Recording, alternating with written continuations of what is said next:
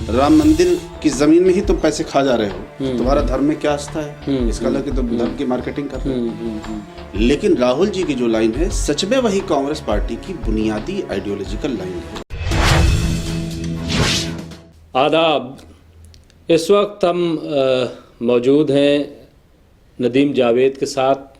नदीम जावेद जो कि कांग्रेस के एक बड़े लीडर हैं, पूर्व विधायक हैं, और उत्तर प्रदेश में प्रियंका गांधी ने जो चार्जशीट नाम की एक कमेटी बनाई है, जो सबसे अहम कमेटी मानी जाती है क्योंकि वो योगी की पोल खोलने वाली कमेटी है, उसके आप कन्वीनर हैं। हम बात करेंगे इस पूरे मामले पर क्योंकि अभी हाल ही में उस चार्जशीट कमेटी की एक बड़ी इम्पॉर्टेंट मीटिंग हुई है और मैं समझता हूं कि उसका जो विधानसभा का चुनाव होने जा रहा है उसमें उस मीटिंग का कहीं ना कहीं असर ज़रूर दिखाई देगा। नदीम भाई, अभी एक मीटिंग हुई थी चार्जशीट कमेटी की, तो क्या था मीटिंग का? क्या, क्योंकि शुरू में तो लोग समझ ही नहीं पाए कि चार्जशीट कमेटी क्या होती है, बिल्कुल नई चीज़ सामने आई थी। क्या थी मीटिंग, उसमें क्या? नहीं, देखिए, एक तो यूपी के जो असेंबली इंतखाबात होने वाले हैं, आने वाले फरवरी और मार्च में होगा, वो बहुत अहम है इस मुल्क की सियासत के लिए। और वो सिर्फ एक सरकार बनाने का इलेक्शन नहीं है, बल्कि वो एक तरह से हिंदुस्तान में जो नज़रियाती लड़ाई है वो उसकी शक्ल क्या होगी और हिंदुस्तान की आने वाली सियासत क्या होगी, और हिंदुस्तान में आने वाला जो लोकसभा का इंतखाब होगा उस पर क्या असरात होंगे वगैरह, उसको लेकर उत्तर प्रदेश के चुनाव के नतीजे असरअंदाज होंगे। तो इस बात को लेकर कांग्रेस पार्टी बहुत संजीदा है और उत्तर प्रदेश में कांग्रेस पार्टी की जो टॉप लीडरशिप है प्रियंका गांधी जी की शक्ल में, वो बहुत जिम्मेदारी के साथ और बहुत एक्टिव होकर काम कर रही हैं।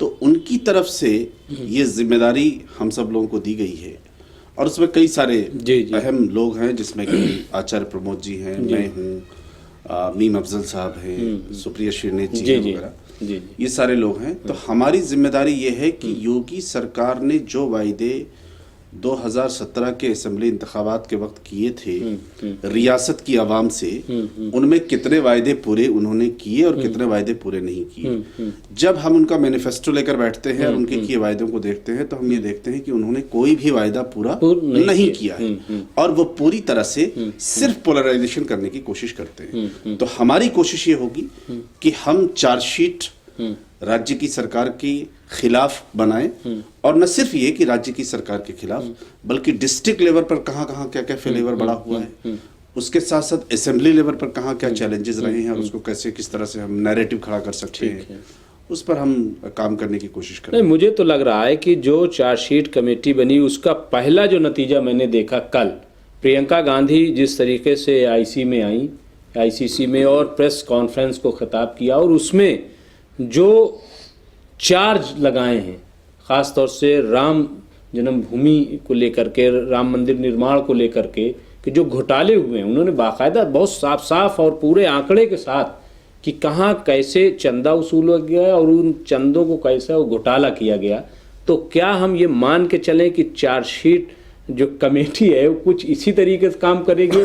बिल्कुल, आपने जो बात कही वो बुनियादी बात वही है कि हम लोग जो बार बार कहते हैं कि भारतीय जनता पार्टी मुंह में राम और बगल में नाथूराम रखती है। तो ये उनका नजरियाती काम है। राम का इस्तेमाल सिर्फ अपनी सियासत के लिए और सत्ता के लिए भारतीय जनता पार्टी कैसे कर रही है, वो कल प्रियंका जी ने बहुत ही अच्छे तरीके से उसको एक्सपोज करने का काम किया है और भारतीय जनता पार्टी के पास किसी तरह का कोई जवाब इस पर सूझ नहीं रहा है। तो अवाम के बीच में कांग्रेस पार्टी की लीडरशिप और कांग्रेस पार्टी का वर्कर अवाम के सवाल को और रोजमर्रा के सवाल को लेकर जाने की कोशिश तो कर ही रहा है, साथ ही साथ इस तरह का नैरेटिव जो पोलराइजेशन का है उसका भी बीजेपी किस तरह से दुरुपयोग कर रही है और उसमें किस तरह से घोटाले हो रहे हैं, इस नैरेटिव पर भी हम चाहते हैं कि काम हो। तो प्रियंका जी ने उस बात की तरफ कल इशारा किया है और यही एक तरह से चार्जशीट कमेटी का काम है।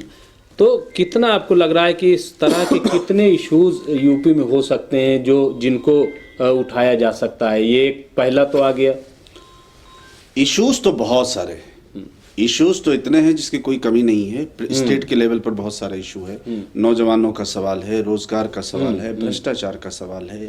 और सब पे काम हो रहा है। वीकर सेक्शन के साथ जो है वो जिस तरह से सरकार का सौतेला रवैया रहा है, महिलाओं की सुरक्षा का सवाल है, पुलिस में जो पुलिस के जरिए जिस तरह से तमाम चीज़ों को बालाए ताक रख के जिस तरह से सरकार ने आम लोगों पर पुलिस के जरिए हमला किया है, फर्ज इनकाउंटर वगैरह किए हैं, वो सारे सवाल हैं। इन सवालों को जोरदार तरीके से अगर हम लोगों के बीच में ले जाएंगे तभी वो एक राजनीतिक मुद्दा बन पाएगा और भारतीय जनता पार्टी उससे भाग नहीं पाएगी। मतलब बयानबाजी की हद तक नहीं रहेगा, बल्कि एक चार्जशीट बना करके लोगों के सामने पेश किया जाएगा कि ये ऐसी ही कोशिश जनता की अदालत में ऐसी कोशिश है। और कोशिश ये हो रही है कि जो हमारे इस्टेब्लिश चेहरे हैं जिनकी बात को लोग सुनना और देखना चाहते हैं, हमारे जो नेशनल लेवल पे भी लोग हैं और जो स्टेट लेवल पे भी लोग हैं, उनके डिस्ट्रिक्ट वाइज हम प्रेस कॉन्फ्रेंस ऑर्गेनाइज करें, चूँकि प्रिंट मीडिया भी और अब तो इलेक्ट्रॉनिक मीडिया और सोशल मीडिया भी वो डिस्ट्रिक्ट लेवल पर भी ऑपरेट करता है। 4-5 पेज जो है लोकल अखबारों के डिस्ट्रिक्ट लेवल के होते हैं, या फिर न्यूज़ चैनल जो है वो डिस्ट्रिक्ट लेवल पे रहता है, और उसको लोग बड़ी जिम्मेदारी से देखते भी हैं और उससे एक नतीजा अखज़ करते हैं। बिल्कुल बिल्कुल। तो हमें ऐसा लगता है कि हम लोगों ने पूरा प्लान कर लिया है और अगले हफ्ते से ये काम शुरू होने। लेकिन एक चीज़ जो परसेप्शन बनाया जा रहा है या जो लोगों के बीच में ये बात है कि कुछ भी आप कर लीजिए, लेकिन जो चुनाव होगा उसका सारा कुछ जो है मरकज़ और महवर और केंद्र और सेंटर सब धर्म रहेगा। तो क्या ये मीडिया का बनाया हुआ परसेप्शन है कि पूरे माहौल को धार्मिक कर दिया जाए, या वाकई लोगों के बीच में ऐसा है? और क्या इस चीज़ को कांग्रेस आप लोग बदल पाएंगे अपने इस चार्जशीट के जरिए? नहीं, देखिए, धर्म इसलिए मरकज़ है, सियासत का सेंटर पॉइंट बना है कि जो इस्टेब्लिशमेंट है यानी जो बीजेपी है वो उसी पिच पर खेलना चाहती है। हाँ जी। और उस पिच पर वो कामयाब भी रही है। 2014 का चुनाव देखिए, 2017 देखिए, 2019 देखिए, उसी पिच पर उन्होंने राष्ट्रवाद और धर्म ये उनका बुनियादी विचार है। अब सवाल ये है कि इस विचार के पैरेलल एक विचार लाना पड़ेगा। तो उस पैरेलल जो विचार होगा, और मैं समझता हूं कि राहुल गांधी जी ने एक आइडियोलॉजिकल लाइन राजस्थान के पब्लिक मीटिंग में ली थी। बिल्कुल।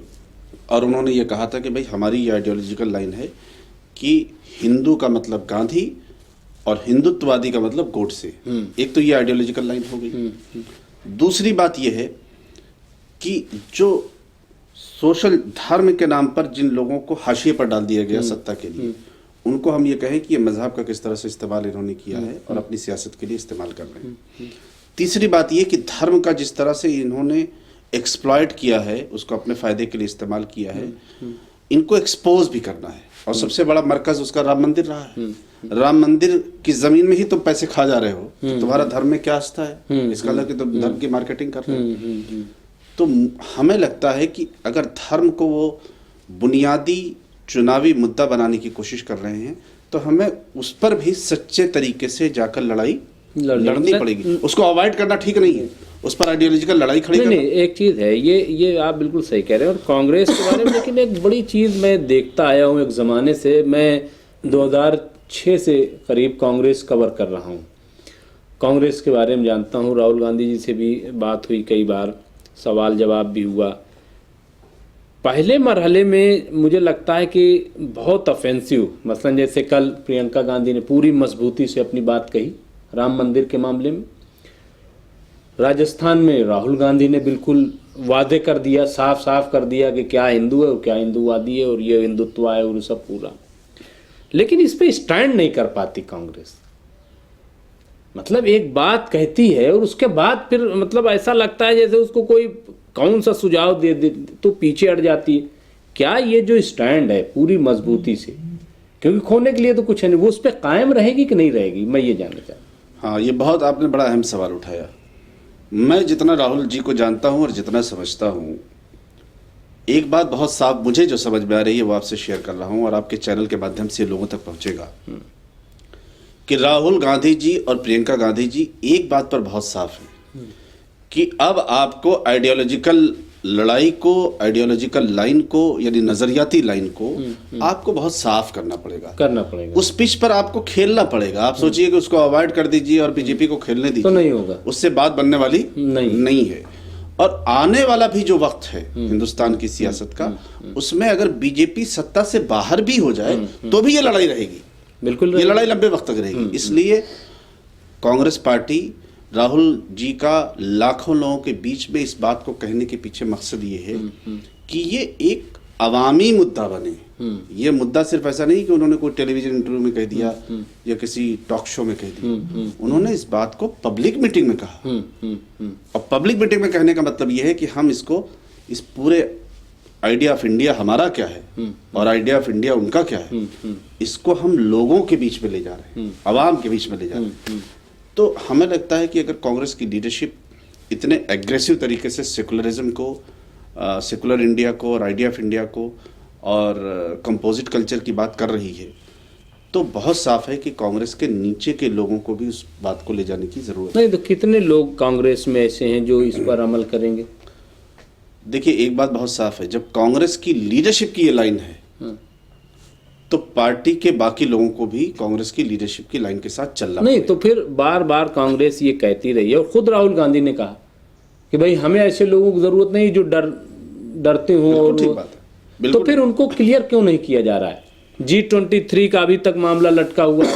हरीश रावत ने कल एक बड़ा बयान दिया, अब उनको बुलाया जा रहा है। मतलब तो ये जो अंदर घुन है। देखिए, ऐसा है, दो तीन बातें हैं मुमताज भाई। एक कि पॉलिटिकल पार्टी के अंदर जो भी लोग काम करते हैं वो अपना पॉलिटिकल स्पेस तलाश करते हैं। अच्छा। और कोई किसी को पॉलिटिकल स्पेस नहीं मिलता है तो वो हो सकता है कि अपनी अलग तरह से बात करे। एक खास कुछ लोगों का नाम लेके आपने बात कही, हरीश रावत जी के ताल्लुक से बात कही, वो आज मीटिंग हो गई है मेरे ख्याल से। हाँ, वो हल हो जाएगा। मैंने कहा कि वो दर्द है वो। बाकी जो दूसरे लोगों के ताल्लुक से बात कही है, हालांकि वो बार बार G23 की बात होती है, हालांकि उसमें G7 ही होगा। ज्यादातर लोग तो इधर उधर हो गए, लोगों ने अपना किनारा कर लिया, बस लिमिटेड लोग हैं।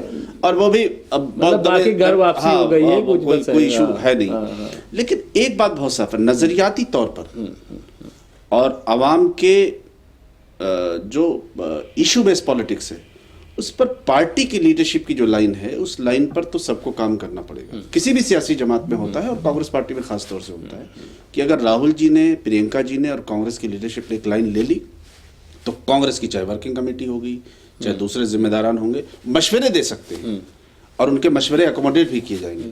लेकिन राहुल जी की जो लाइन है, सच में वही कांग्रेस पार्टी की बुनियादी आइडियोलॉजिकल लाइन है और इसी से जिंदा रहती है, इसी से पार्टी चल पाएगी। आप सोचिए कि हम कॉम्प्रोमाइज कर लें, हम खामोश हो जाएं, हम लड़े नहीं, हम बोले नहीं, तो उसके नतीजे ये रहे हैं कि हिंदुस्तान में हम जहाँ कांग्रेस की सरकारें रही हैं, वहाँ हमारी जहाँ बीजेपी से लड़ाई होती है, आज की डेट में बीजेपी अपर हैंड हो जा रही है। तो हमें आइडियोलॉजिकल लड़ाई भी लड़नी पड़ेगी और हमें जिम्मेदारी के साथ आवाम के मसाइल को भी उठाना पड़ेगा। और इस लड़ाई को अगर हम धार दे पाएंगे तभी हम बीजेपी को शिकस्त दे पाएंगे। यूपी फिर चलते हैं और कुछ दो एक सवाल के बाद बात खत्म करेंगे कि यूपी में 32-33 साल से कांग्रेस है नहीं। प्रियंका गांधी यकीनन बड़ी संघर्ष कर रही, जद्दोजहद कर रही, और अभी से नहीं कर रही, 2017 से मुझे लग रहा है कि वो कंटिन्यू कर रही उस चीज़ को। और ख़ास तौर से महिलाओं का एक पूरा उन्होंने औरतों को लेकर के जो एक अपनी पॉलिसी बनाई, मैं समझता हूँ कि वो एक नई चीज़ वो लेकर के आई हैं। और उसमें जैसा कि उन्होंने कहा कि फिल्मों में किसी ने पूछा था क्या है, गाड़ी है, बंगला है, ये है, तो शशि कपूर शायद थे, उन्होंने कहा मेरे पास माँ है। तो प्रियंका गांधी ने भी इसी तरीके से कहा मेरे पास बहन है। तो बहन के मानी मतलब बहुत निकाले जा रहे हैं कि बहन का मतलब कहीं बहन मायावती तो नहीं है, बहन का मतलब कहीं और, मतलब इस तरीके से। तो क्या लग रहा है कि आप अभी पार्टी कांग्रेस जो है यूपी में चौथे नंबर की पार्टी मानी जाती है, संघर्ष बहुत है, लड़ाई बहुत है, लड़ाई लड़ी भी जा रही है, ऐसा नहीं है। आप जैसे लोग लगे हैं, प्रियंका गांधी जी तो दिन रात काम कर रही हैं, उनके साथ लोग लगे हुए हैं। क्या लग रहा है कि क्या रहने वाला, कितना जो है आप ऊपर अपने आप को पाते हैं? पिछले इलेक्शन में हम लोगों को तकरीबन 6.5% वोट मिले थे, 6.5%, और जीतने के लिए हमें 40% वोट चाहिए। तो यानी हमें तकरीबन 33%, 34% वोट पर काम करना है। उत्तर प्रदेश में दो तरह की चीज़ें चलती हैं। एक कि पॉलिटिकल मूवमेंट चल रहा है, सियासी पार्टियां अपनी बात करती हैं, लोगों के बीच में जाती हैं और उनको वोट आता है। दूसरा, उत्तर प्रदेश में एक सोशल मूवमेंट भी चल रहा है। छत्री बनाम ब्राह्मण चल रहा है, यादव बनाम नॉन यादव ओबीसी, चल रहा है, जाटो बनाम नॉन जाटो दलित, चल रहा है, माइनॉरिटी की इनसिक्योरिटी, इस तरह के सोशल मूवमेंट भी वहाँ पे हैं। और इस सोशल मूवमेंट अलग अलग इंटरेस्ट में फिर वो एक कॉम्बिनेशन बनता है और फिर वो लड़ाई खड़ी होती है। इस नए नैरेटिव में, इस पूरे नैरेटिव में हम कहाँ फिट हो सकते हैं? हमें तो अपना कोई स्पेस तलाश करना पड़ेगा। और मैं समझता हूँ कि बहुत ही समझदारी के साथ प्रियंका जी ने ये कहा कि समाज का 50% हिस्सा जो आमतौर से इम्पार नहीं है, इग्नोर्ड है, और उसमें बहुत सारे नए कॉलेज यूनिवर्सिटी पढ़ाई लिखाई की वजह से नए सारे लोग और बहनें और बेटियां खड़ी हो रही हैं, जो जिनका एम्बिशन है, जो परफॉर्म भी कर रही हैं, तो हम उनको एक ताकत की तरह देखकर और उन पर काम करें। मतलब कैडर रोड जो अभी तक कहा जा रहा था कांग्रेस का कैडर रोड जो है वो नहीं है, तो मतलब अब ये कैडर एक तरह से ये एक पूरा सेक्शन है 50%, हाँ, जिनकी बात किसी ने कभी नहीं इतनी जिम्मेदारी के साथ तो हाँ, मतलब बस इतनी जिम्मेदारी होती रही, लेकिन हाँ कभी जिक्र हो गया हाँ, छोटा मोटा, लेकिन नहीं हुआ। और आप एक चीज़ और देखिए मुमताज़ भाई कि जो ममता बनर्जी जी की जीत हुई बंगाल में, उसमें ये कहा गया चूंकि वो एक फीमेल वॉइस थी और एक फीमेल एम्पावरमेंट का एक फेस थी, उसकी वजह से औरतों ने बहुत बड़ी तादाद में उनको वोट किया। तो हमारा भी ज़ाती तजर्बा कॉलेज यूनिवर्सिटी और बाकी लोगों में घूम के ये है। और अब तो इस हद तक है कि जहाँ पे भाजपा के कई सारे दोस्तों के, जो मेरे ताल्लुक़ के लोग हैं, उनके फ़ोन आए कि हमारे घर की औरतें कह रही हैं कि साहब ये प्रियंका गांधी ने तो बड़ी ज़बरदस्त बात कही है। ये बात तो जो है आज तक किसी ने नहीं कही है। तो कांग्रेस ने एक नया नैरेटिव खड़ा करने की कोशिश की है। लेकिन लड़ाई तो अभी बता रहे हैं कि जो यूपी का जो माहौल है उसमें तो यही कहा जा रहा है, ये आखिरी मेरा सवाल होगा कि समाजवादी और बीजेपी में ही लड़ाई है और कोई लड़ाई में है ही नहीं। ये ऐसा क्यों? देखिए ये बात इसलिए कही जा रही है कि इस तरह का जब नैरेटिव खड़ा होगा तो फायदा इन्हीं दोनों लोगों को हो जाएगा, तीसरा कोई आदमी इस लड़ाई में ना आने पाए। ये कोशिश एक बीजेपी की तरफ से होती है, और जब भी समाजवादी और बीजेपी की लड़ाई सीधे होगी तो उसमें फायदा भारतीय जनता पार्टी को हो जाएगा। दूसरी बात ये कि मैं आपसे अर्ज करूं कि हमारे पास, हालांकि हम 32 साल से हमारी सरकार ही नहीं है, लेकिन हमारे पास जहां पोटेंशियल कैंडिडेट है और जो कैंडिडेट पूरी दमदारी के साथ और ताकत के साथ चुनाव लड़ रहे हैं, उनको सपोर्ट पार्टी की तरफ से काफी मिलेगा। लोग कांग्रेस को वोट करना चाहते हैं, मगर अगर मान लीजिए एंटी बीजेपी वोट करना चाह रहे हैं तो कांग्रेस लड़ते हुए दिखे, हराते हुए दिखे बीजेपी को। एंटी समाजवादी भी वोट करना चाह रहे हैं। तो इस बात के लिए बहुत अहम है कि कांग्रेस का जो कैंडिडेट होगा वो अपनी लड़ाई को उस पर्टिकुलर कॉन्स्टिट्यूंसी में किस तरह से खड़ा करता है। अगर खड़ा करेगा तो हमें लगता है कि दोनों हिस्से के वोट, यानी बीजेपी से नाराज लोग भी और समाजवादी से नाराज लोग भी हमारे साथ वोट करने को तैयार है। हमारे साथ समाज का हर तबके का आदमी वोट करने को तैयार है। शर्त यह है कि हम अपनी लड़ाई को पर्टिकुलर हर विधानसभा में ठीक से खड़ा कर पाएँ। और हमें उम्मीद है कि बहुत सारी विधानसभाएं उत्तर प्रदेश में ऐसी हैं जहां पर कांग्रेस पार्टी के पास मजबूत लोग हैं। आज के डेट में कांग्रेस के पास एक बहुत शानदार चेहरा प्रियंका गांधी जी की शक्ल में है, जो उत्तर प्रदेश का अकेला विपक्ष का चेहरा दिखाई देता है मजबूती के साथ लड़ते हुए। और तीसरी बात ये कि कांग्रेस पार्टी लगातार आवाम के मसाइल पर चर्चा में भी बनी हुई है। अगर विपक्ष की कहीं कोई बात होती है तो कांग्रेस की बात हो रही है। तो हम उम्मीद करते हैं कि इसी तरह के नतीजे आएंगे जैसे 2009 के लोकसभा में आए थे, जिसमें कांग्रेस पार्टी को तकरीबन 18% वोट मिल गया था, 22 लोकसभा की सीटें मिल गई थी। हमको 22, समाजवादी को 22, मायावती जी को 22 और बीजेपी को 9 सीटें आई थी, याद करिए। और हम तकरीबन 100 सीटों पर विधानसभा में आ गए थे। तो कहने का मतलब ये है कि कांग्रेस इस चुनाव में, आने वाले चुनाव में, एक मजबूत ताकत की शक्ल में उत्तर प्रदेश में जरूर खड़ी होगी। जी शुक्रिया, बहुत शुक्रिया। तो माहौल उत्तर प्रदेश का जो भी हो, लेकिन एक तो ये कि अपने विचारधारा, अपने नज़रिए के तौर पर कांग्रेस पूरी मजबूती से, और दूसरा ये कि प्रियंका गांधी जो एक नई चीज़ ले आई हैं कि औरतों को अपने साथ कर रही, घर घर चर्चा हो गई है। तो यानी ये जो पूरा संघर्ष है उसमें कहीं कोई मायूसी नहीं दिख रही है, क्योंकि खोने के लिए तो कुछ है नहीं, अब जो कुछ होगा वो पाना ही पाना होगा। और इस इलेक्शन में पूरी उम्मीद है कांग्रेस को कि अभी माहौल कुछ भी बनाया जा रहा हो, लेकिन ऐसा भी नहीं कि कांग्रेस अपना रोल अदा नहीं करेगी। माहौल बदलेगा और कांग्रेस भी बदलेगी और कांग्रेस अपने वजूद को मनवा कर रहेगी। तो हम देखेंगे फिर आने वाले दिनों में कि आखिर होता क्या है और सियासत का ऊँट उत्तर प्रदेश में किस करवट बैठता है। शुक्रिया।